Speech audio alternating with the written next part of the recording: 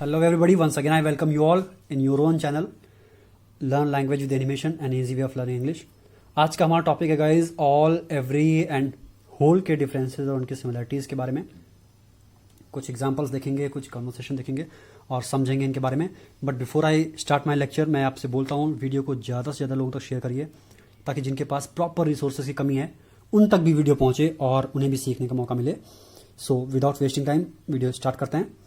All and every. First point is all and every are determiners. We use both all and every to refer to the total number of something. All and every दोनों determiners हैं। determiners क्या होते हैं ये आपको मैंने पिछले video में भी बताया था।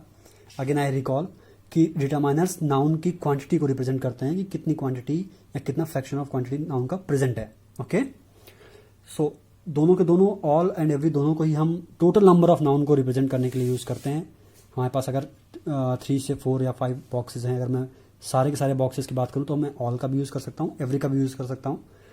लेकिन ऑल का यूज मैं प्लूरल काउंटेबल नाउन में और अनकाउंटेबल नाउन में करूंगा, जबकि एवरी का यूज हम सिंगुलर काउंटेबल नाउन के साथ करेंगे। राइट, एग्जांपल से समझते हैं। The mail was sent to all employees. All employees, यहाँ पे एम्प्लॉय प्लूरल काउंटेबल नाउन के फॉर्म में यूज हुआ है। देखिए एम्प्लॉइज, क्योंकि इसको ऑल के साथ लिख रहा हूं मैं सेंटेंस में, so it is a plural countable noun. Next example, same sense निकलता हुआ सेंटेंस हम बनाएंगे एवरी का यूज करके। The mail was sent to every employee. यहाँ पे एम्प्लॉय जो है वो सिंगुलर काउंटेबल नाउन के फॉर्म में यूज हो रहा है, ना कि एम्प्लॉयज। ओके, सो एवरी के साथ सिंगुलर काउंटेबल नाउन, ऑल के साथ प्लूरल काउंटेबल नाउन या फिर अनकाउंटेबल नाउन।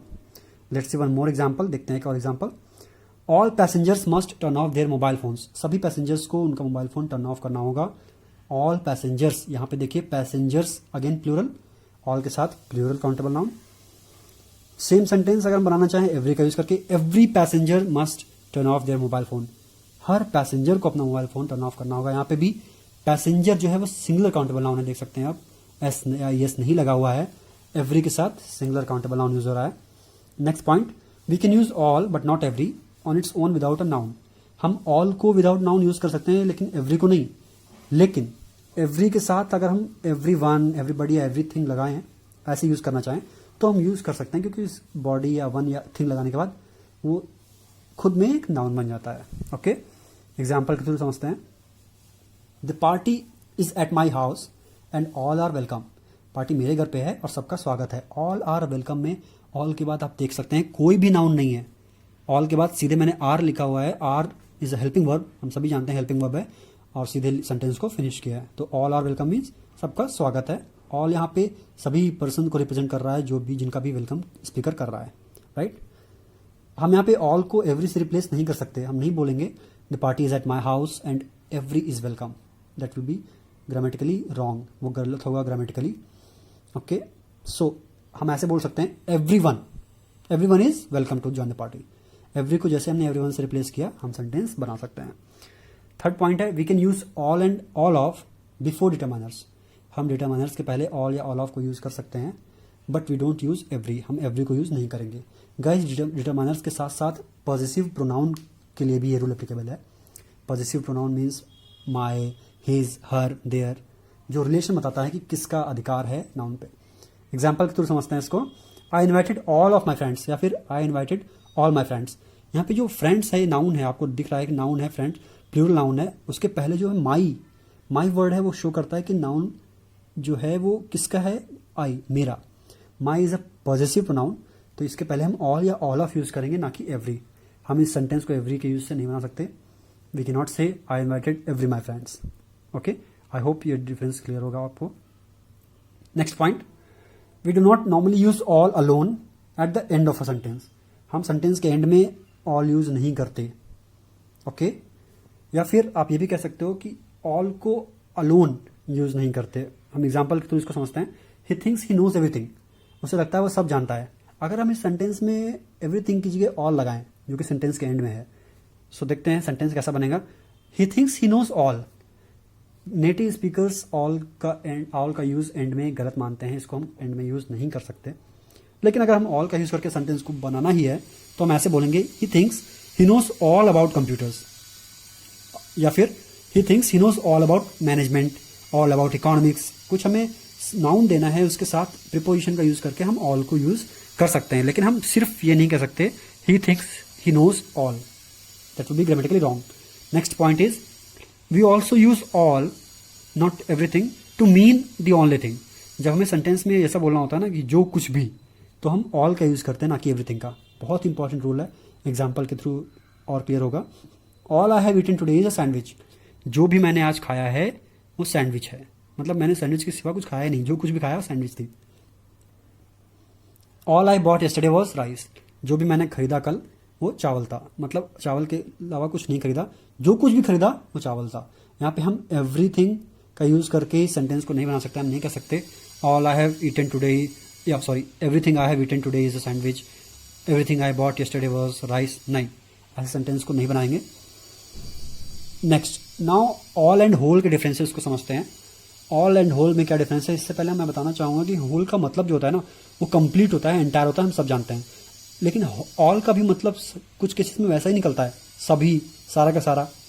लेकिन होल का यूज हम मोस्टली सिंगुलर नाउन के साथ करते हैं. एग्जाम्पल के थ्रू सेंटेंस को समझते हैं. Did you read the whole book.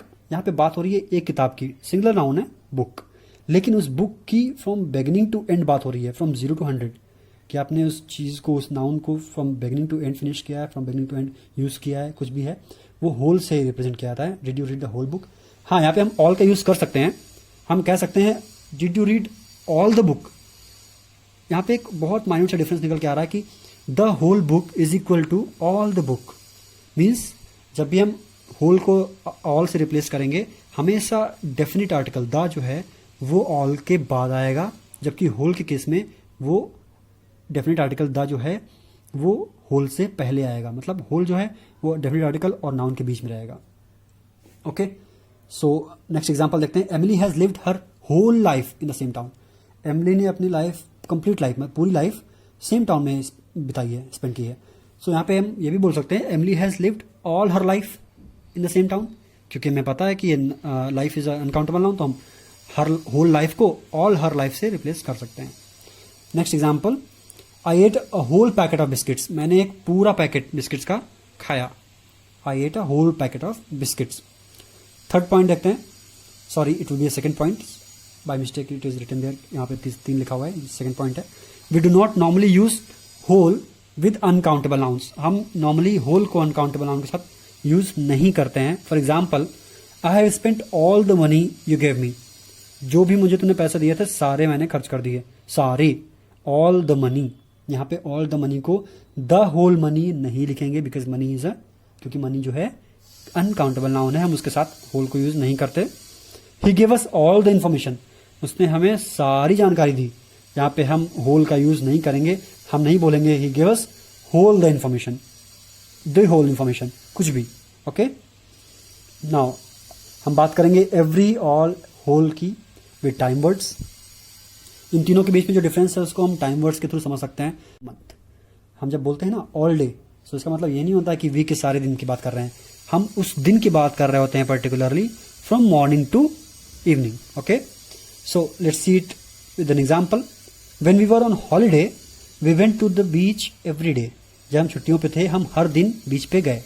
यहाँ पे एवरी डे जो रिफर करेगा वो रिफर करेगा हफ्ते के सारे दिन, Monday, Tuesday, Wednesday and so on. We spent all day at the beach yesterday. हमने को आप एवरी डे से कंपेयर करिए और देखिए कि ऑल डे का जो मतलब यहाँ पे आ रहा है वो हो रहा है सुबह से शाम तक या सुबह से रात तक, one complete day, one entire day. जबकि एवरी डे का क्या सेंस था, हर दिन. सो जब भी कोई एक्शन रिपीटेटिव फॉर्म में होता है, एक से ज्यादा बार फ्रिक्वेंटली होता है, तो हम टाइम वर्ड्स के साथ एवरी यूज करते हैं, ना कि all. Okay, we spend all day या द होल डे, एक ही बात है. हम ऑल डे को द होल डे से रिप्लेस कर सकते हैं.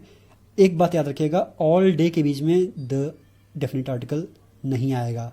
हम नहीं बोलेंगे ऑल द डे, जबकि हम टाइम के और ऑल के बीच में ऐसा यूज करते हैं, हम बोलते हैं ऑल द टाइम.